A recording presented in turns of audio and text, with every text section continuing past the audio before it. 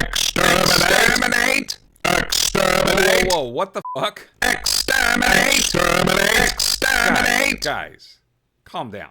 If you were going to exterminate me, you would have already done it instead of bursting in here and screaming about it. Now what's up? What do you need? You have completed 22 reviews of Doctor Who episodes. Okay.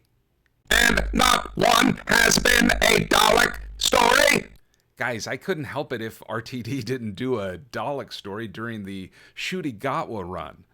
If they had, I would have already done one. Who is Shooty Gatwa? The last person to officially play the Doctor. Doctor! The Doctor is the sworn enemy of the Daleks. Exterminate! No, guys, he's already gone. You missed him. What do you mean by we missed him? He fought some really boring gods. He fought the Ronnie, and then he changed his companion's life and made her a single mom for some reason. Then he died. If you check your history files, you're not really going to like who he regenerated into. What about the Daleks?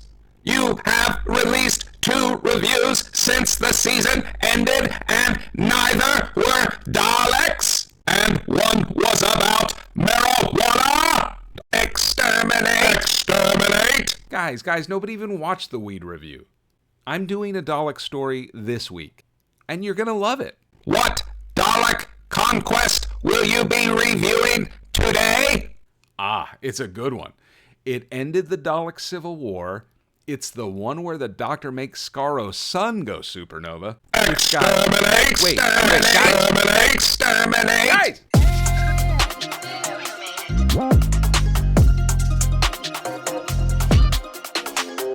Have I ever told you that Chicago Whovians are the best Whovians? Well, they are today because they took the time to suggest our episode review. And if you're on Blue Sky, you should follow them. I've linked them in the description, and if you're ever in the area, they have meetups and cool that I never get to do. Or do I? Maybe start stalking them and find out if I'm a regular there. And today, we are watching the last Dalek episode from the classic era. And it is a significant episode considering it is largely seen as the start of the last great Time War. And if that wasn't enough, it also started a change in the McCoy Doctor to become the manipulator. And they started the hints for the Cartmel Masterplan that ended up becoming the timeless child story. So, you know, pretty important. The unofficial 25th anniversary special and the official 25th season starts off right where the show started, at the Coal Hill Secondary School, where the Doctor and Ace come walking up in 1963. Ace doesn't seem to give 2 shits about how she's dressed, or the fact that she's carrying a boombox long before they were created, but the Doctor doesn't seem to be bothered by it, right now anyway, and he's the expert, so neither will I. They notice some little girl staring at them in a van with some surveillance equipment that seems pretty advanced for this time period. Ace bitches about being hungry, so the Doctor gives her some money and tells her to go to the damn diner, feed, and shut the fuck up. Ace goes to the diner, and I guess I know where the BBC's actual money went with the Elvis and the Beatles blasting on the jukebox. She's noticed by Mike Smith, not Matt, who helps her get the attention of the cafe guy so she can order 4 bacon sandwiches and a coffee. Good Lord, Ace was not kidding when she said she was hungry.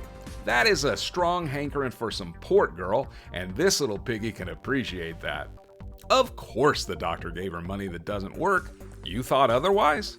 The Doctor climbs up on the van and measures the antenna on top, and that little girl comes back to watch. He also infiltrates the school to watch the little girl play hopscotch and taste the ground in front of her. Yeah, he keeps this up and he's gonna have to knock some doors every time he comes to a new planet. Luckily, this little girl is clearly evil, so we can overlook all of that.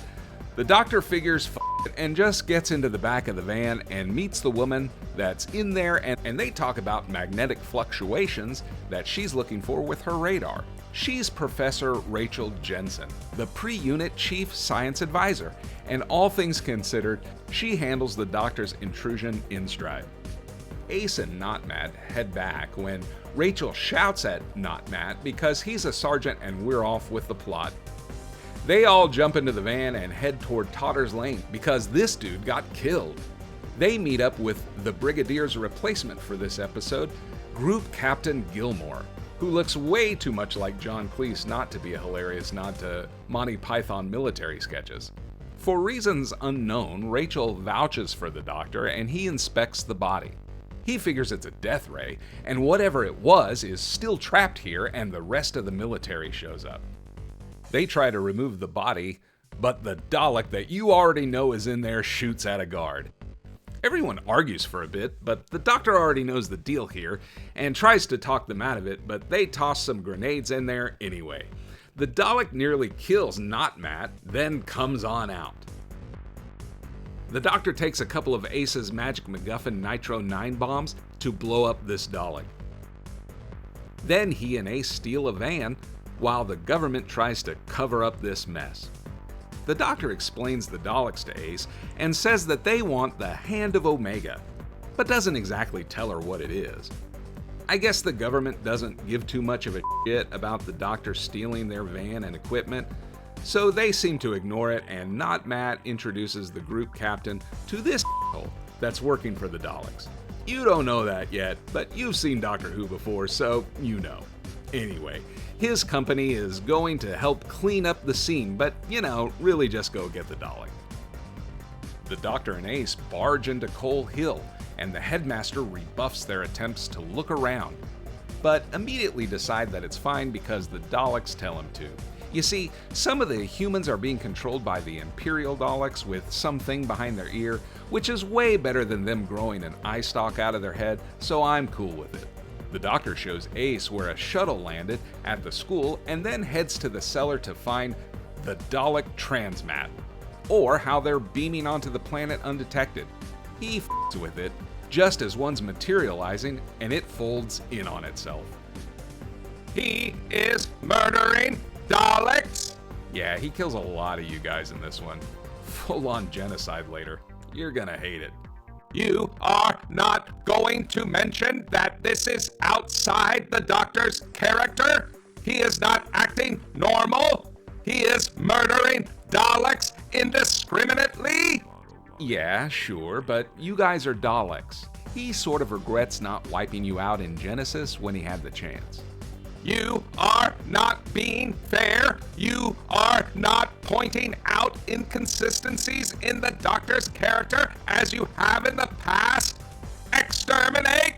Chill, I'm planning on talking about it.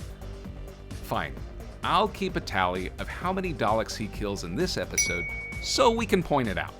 Turns out there's a Dalek that was supposed to be guarding the transmat that I guess went for a smoke, and he's pissed, so the Doctor and Ace run. And the Doctor trips. Ace makes it out, but gets a knee to the gut for her efforts from the headmaster, who locks the door, and everyone who was impressed when the Daleks went up the stairs during Nine's run wasn't watching this episode because it happens here first. Ace shoulder checks the headmaster and gets the Doctor out. The Dalek finally bursts through the door, and you'd expect him to want to f some shit up, but he seems pretty chill. In literally the funniest scene of this whole thing, this inept guard not only tells the Doctor, a civilian, that he has never seen before, who just came out of the school, about the anti-tank rockets that he's got in his truck, but he also lets them sign for one. The headmaster works on fixing the transmat while Ace and the Doctor head back into the school, and the Dalek immediately starts firing on them because Ace is f***ing loud as shit. It's cool though, because Ace uses the ATR on the Dalek. The Doctor f***s off to do a thing and ends up at the diner. He and John, some other diner worker, discuss fate, decisions, and the butterfly effect as the Doctor thinks about what he needs to do. Overnight, nobody, human, Dalek or otherwise, can keep an eye on the transmat, so Scotty starts beaming more Daleks in. The next day, the Doctor goes to a funeral home and sees the Hand of Omega was left here by the first Doctor, considering the hints we get. Yes, the Doctor. It's just one thing, Governor.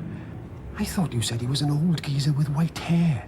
The Doctor opens the hand, puts Ace's bat in it, and the thing makes it awesome somehow, and ready to kick some ass.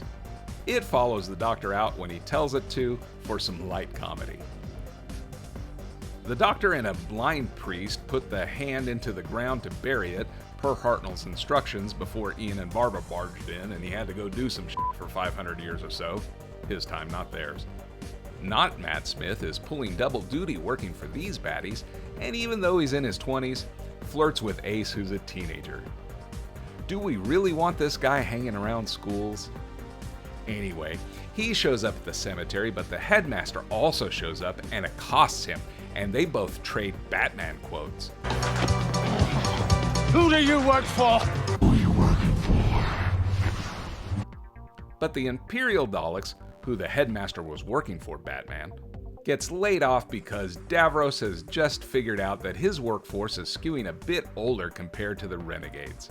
Everyone shows up at whatever halfway house they have Ace holed up in, and the Doctor gives Ace the souped up bat, but Not Matt Smith says she's been ordered to stay at the house. Not Matt tells Ace to have dinner ready when he gets back, so you know, if you didn't want him to die before, you do now.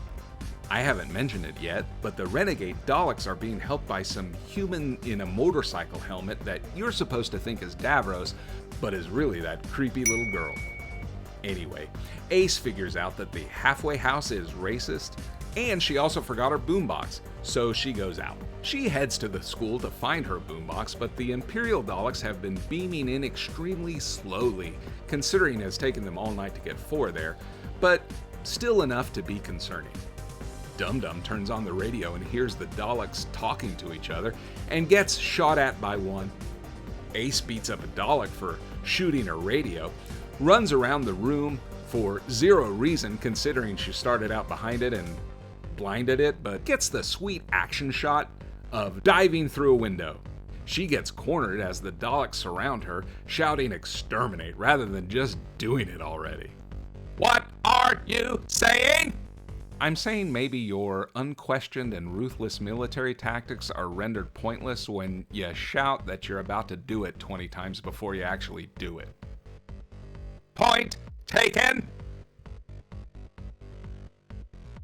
Ace is about to die, but Team Doctor shows up and the Doctor shoots the Daleks with that new Rip Taylor gun.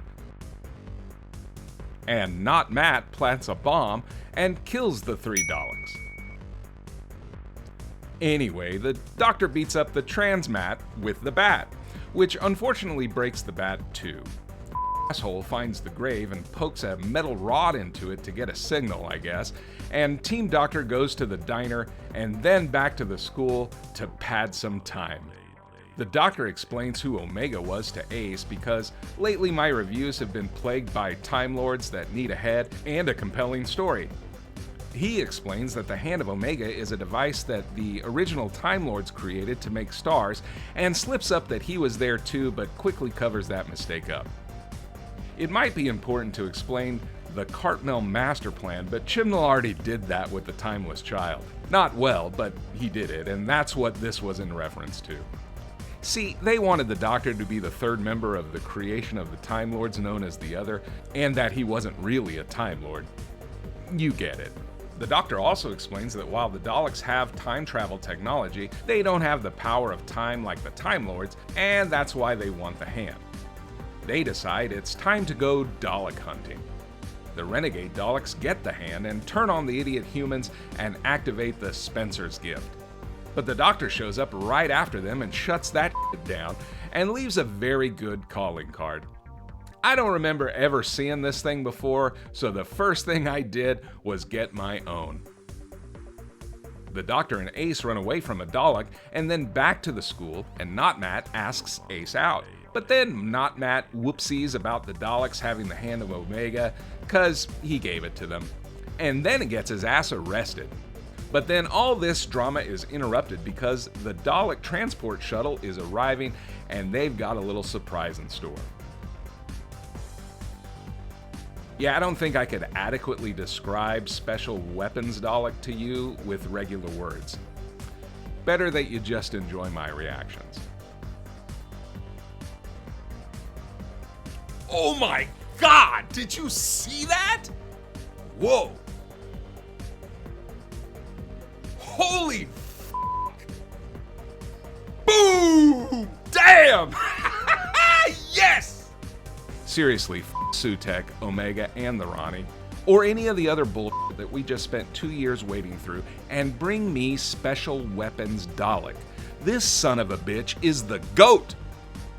Ace has a nice reaction to not Matt Smith trying to explain himself. Do me a favor and drown yourself. Meanwhile, the Doctor ziplines down to the Dalek shuttle. He bursts in and shuts down a mobile Dalek over here by touching 2 lights together. And then tells the rest of the group that they can zipline down as well.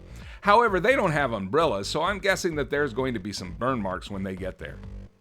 Anyway, he uses the Dalek plunger to get the Skaro coordinates and then says it's time to leave. Doctor, I kind of feel like they didn't need to come down here if that's all you were gonna do. Not Matt Smith escapes the military and gets caught by the renegade Daleks and is forced to watch the little girl fondle the Spencer's plasma ball. She fixes it and the Imperial Daleks show up and start firing. Radcliffe steals the plasma ball, but the little girl is actually Emperor Palpatine and she uses Force Lightning to kill Radcliffe. The Imperial Daleks get the hand and withdraw, which I kind of feel is a dumb military tactic considering that there are like 3 of them left and you got SWD here, but okay. They get back to the shuttle and take off back to the mothership. The Doctor hails the mothership and greets them by really going in on all the Time Lord pompousness, which feels like he's doing it to get under the Dalek skin here rather than the Doctor being serious, and Davros gets baited out to talk to the Doctor like he always does. And he also gets baited into telling the Doctor his plans and gets defeated like the little bitch that he is again. Davros uses the hand of Omega, but the Doctor had it programmed to make Skaro's sun go supernova, killing all life on the planet, and then it comes back to explode the mothership. But Davros escapes first. Ace went back to the halfway house and gets accosted by not Matt Smith, but then the little girl uses her Rey Skywalker powers on him to kill him. The Doctor talks the renegade Daleks leader to death, and since he was controlling that irritating little girl, she's okay too. Everything is back to normal now, and the humans are going to bury their dead. But the Doctor and Ace say, nah, and take off. She does ask if what they did was right, and the Doctor says he doesn't know, but time will tell. And it sure fucking does. The end. Wow. Did the Doctor just commit genocide? Good lord, every 25 years we get to see the Doctor commit genocide. Neat. Things that I liked. Boy, I really like the change in the Doctor this episode starts with. We know now that it was too little too late, but I am so glad that they came to their senses and allowed McCoy to be dark. Before this, his clown thing was a little hard to take. I mean, we start to see here what was the darkest and most manipulative Doctor to date. He uses people in this episode the entire time, considering how very early he realizes what's happening in the Daleks' plan. I know most of us are used to the Doctor being one step ahead of everybody. I think why it resonated so well with McCoy was the way that he did it. You can't miss how pleased he is with himself while he's positioning his plan. And it's a dark plan. There's this bit of it that I don't like, at least with the moral struggle that the Doctor should be facing more of, but I do like where he ended up when he made up his mind to go through with it, and how Machiavellian he is about it. His detachment is a very interesting thing to watch, considering what we know about the character later and how much this one manipulation impacts his life. When I hear him say this, We did good, didn't we? Perhaps. Time will tell. and then knowing what happens with this after the Time War and the War Doctor, but also influences him when he has the opportunity to do it again and he doesn't. How not doing it then has a cause and effect to losing Rose, turns him into the Time Lord victorious and that huge mistake. And he tries to right that ship by saving Gallifrey and defending Christmas Town, but in the back of his mind is... Tell me, am I a good man? And I remember when Capaldi asked that question, and I wondered how the Doctor couldn't see himself as a hero after all that, but honestly, after seeing how dark this decision was, it's a legitimate question. The decision haunts him even before the moment, and I loved how they fleshed that out. And full kudos to McCoy for being brave enough to play with the Doctor in this way that has such a lasting impact that it did, especially when it didn't put the Doctor in a positive light. Now, I don't understand why Hartnell's Doctor had the hand of Omega when he was on Earth with Susan right before Ian and Barbara stumbled in, but I f***ing love that he did. Now, if you're anything like me, you're sitting there watching this episode and the references to the first Doctor start and how he was the one that left the hand with the funeral home and was going to have it buried but got pulled away, and you start to ask yourself, wait, I thought the Doctor and Susan stole a TARDIS and f***ed off from Gallifrey. Why does he have this super important Time Lord relic? He hasn't met the Daleks yet, so why would he be setting a trap for them? And thankfully, because more Doctor Who media exists than you could possibly ever find the time to consume, this has been answered multiple times. So we can take our pick on which one is right. One says Rassilon hid the hand, but because it's kinda sentient, it found the Doctor because it recognized him as the other. Another story has it being delivered to Hartnell's Doctor by some other Time Lord because a future incarnation of the Doctor told her to. In another version, the 7th Doctor gave it to the 1st Doctor to bury it in what amounts to your typical Doctor Who bootstrap paradox. Or the version I like best is where he and Susan stole it because there was some civil unrest going on in Gallifrey and he didn't want it to land in the hands of the wrong people, so he kinda took it with him. That last one seems like the most Hartnell thing to do and classic Doctor thing to do. But it really doesn't matter because I just really like the idea of Hartnell's Doctor doing cool Time Lord shit before we see him. And considering his thoughts on why he left Gallifrey in the first place... I left Gallifrey to answer a question of my own. By any analysis, evil should always win. Good is not a practical survival strategy. It requires loyalty, self-sacrifice, and love. So why does good prevail? What keeps the balance between good and evil in this appalling universe? Is there some kind of logic? Some mysterious force? I like that he has it. I like thinking that he doesn't know what he's going to do with it other than he doesn't want the Time Lords to have it, so he's just going to bury it on this planet that they don't really pay much attention to. Remember, he hasn't had any of the kind of adventures that he's going to have, so he doesn't really know the threats that are out there.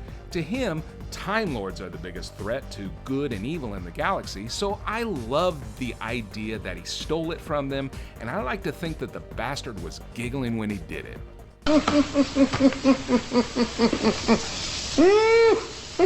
Things I didn't like. I didn't like the bullshit stand-ins for Unit. Like, can you write Gilmore to be any more like the Brigadier? Although I did like the Doctor slip up in calling him that at the very beginning because it's the same old argument every time, and yeah, they are military, so they typically only have one personality.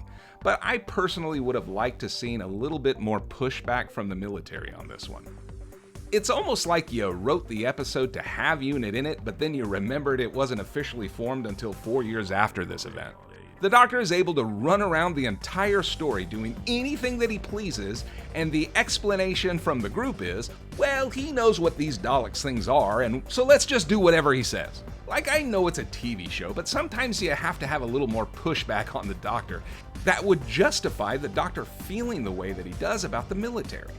I mean, he seems pretty ungrateful most of the time considering they bend to his will nearly every single time.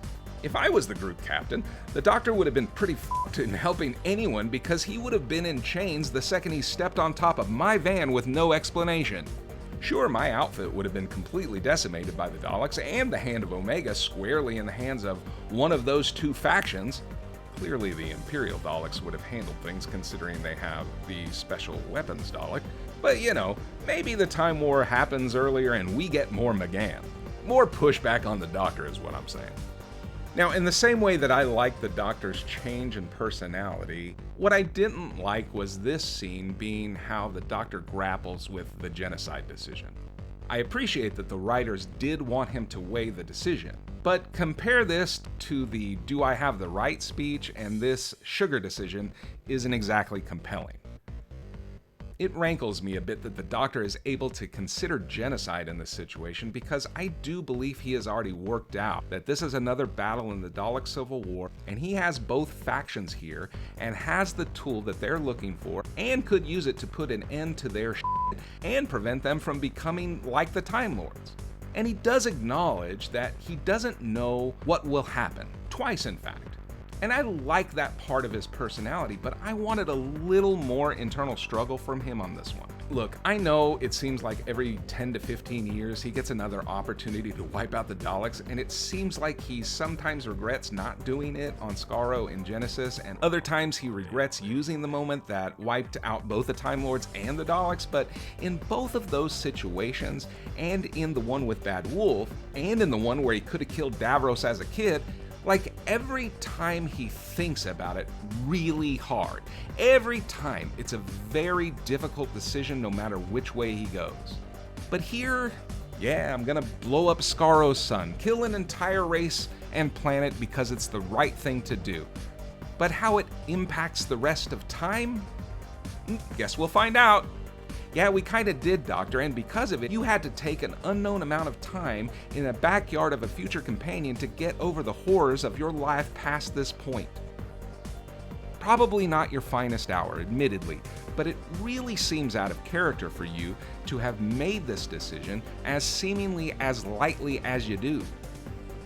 I like the decision, and I'm fine with how nonchalant he is about after he's done it, so I know it seems like I'm a little bit torn about it, but I just didn't like not being able to register how much this genocide act he's really struggling with. Or maybe if you hadn't buried this scene in the second episode of the story, it would have hit different. But like it is, I didn't like it. This is weird to say, but I really didn't like Davros in this one. I didn't really think he was needed. Normally, I'm always down for Davros, but this time it sort of played out like it was really unnecessary for him to be there.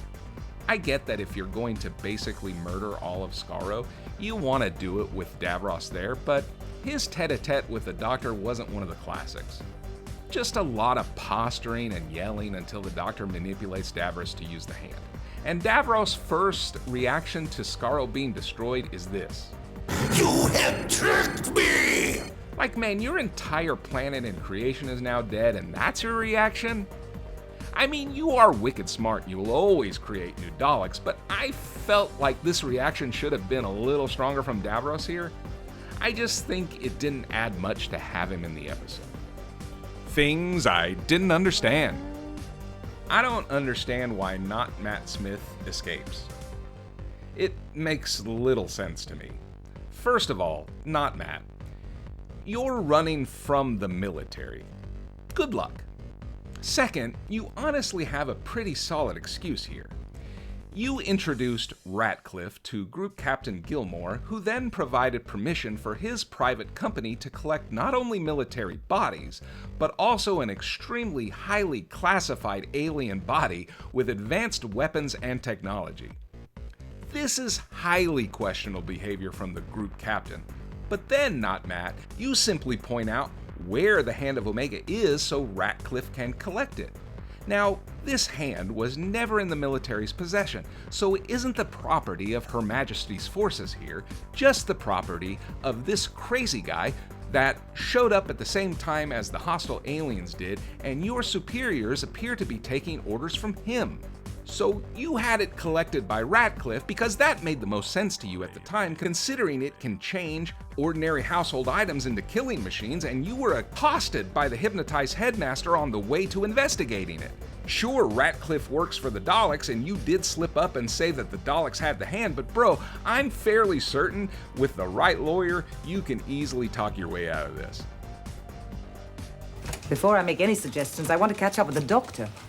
Who is he anyway? Someone who knows a lot more about Daleks than we do. Yeah, I don't understand how you know it's a Dalek. See, nobody ever mentions the name Dalek until the doctor hisses it in the van because he is irritated you guys don't know what the thing is that he just killed is. And he isn't doing it to you, he just says it to Ace and you guys never hear him. Now, normally I would overlook this as something the doctor maybe mentioned off screen, but these two do not have any moments off screen and everything plays out in seemingly real time, so at no point do you ever hear the words Dalek come out of his mouth. And when things like that happen, my brain notices, and I don't really handle logic gaps like that well because I end up in Nitpick Corner! Look, I never do this.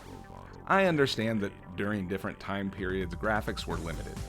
And considering the BBC budget, I should probably be happy that they even tried anything. But this looks bad, man. I'm not gonna be the guy that says, oh my god, look how bad it is when it came out the same year as Who Framed Roger Rabbit. That isn't fair because the second the BBC has the same money and creative reputation that Disney does, we can start holding them to the same standard. But wow. It looks like some college intern who learned a whole lot during his first semester took a stab at the opening of the BBC's once proud series. I mean, did nobody proof this thing? Everyone was happy with this finished product, even back in 1988?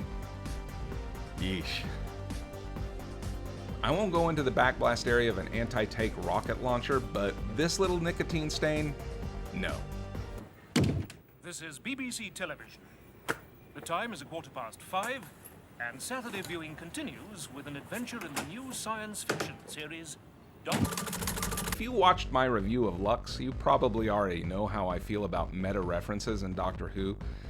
I'm not going to give this one too much shit because it was done as a tongue-in-cheek reference to the 25th anniversary and has no real bearing on the plot. But no, I didn't like it. I do think this story gets rated really high by fans because of the end result and how the Doctor took down Skaro. But I think it's also a pretty underwhelming Dalek story as a whole.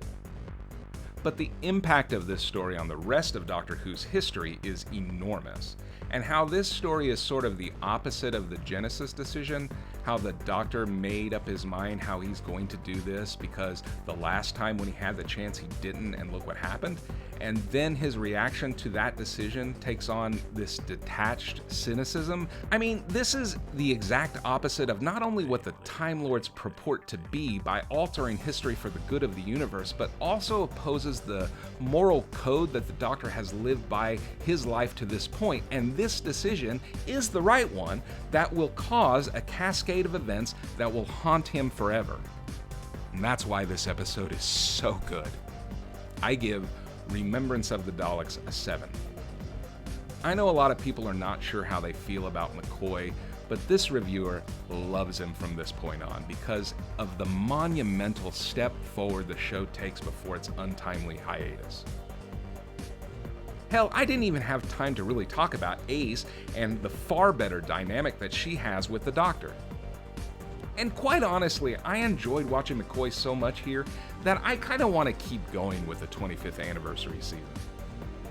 And plus, you know, I can't ignore this guy when he's the very next episode. So go watch the Happiness Patrol.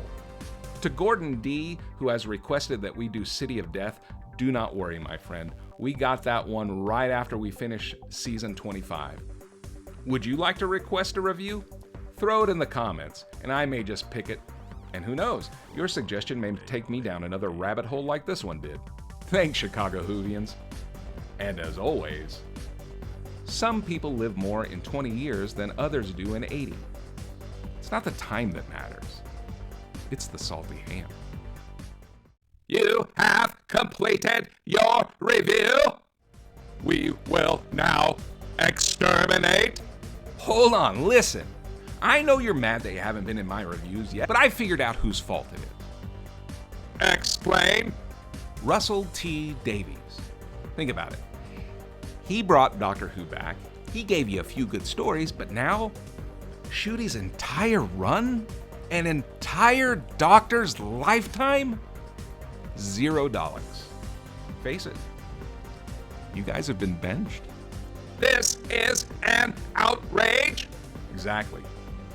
So why waste your firepower on me, the guy pointing it out, when the real problem is out there sipping tea and writing episodes about space babies and absent moms?